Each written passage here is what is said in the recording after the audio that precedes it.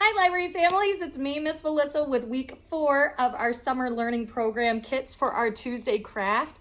So you're gonna wanna grab the green craft. This week is all about wildlife and birds, all different types of birds. And our craft is just that. You have a cute egg bird craft along with a birdhouse to house your bird. And when you are finished, all the instructions are inside. When you are finished, you're gonna have a cute, crazy bird egg. So once again, I'd love to see your finished craft. So send me a picture at HPL44839 at Gmail. And once again, as always, keep on reading for this year's summer learning program, Tails and Tales. We'll see you next time. Bye.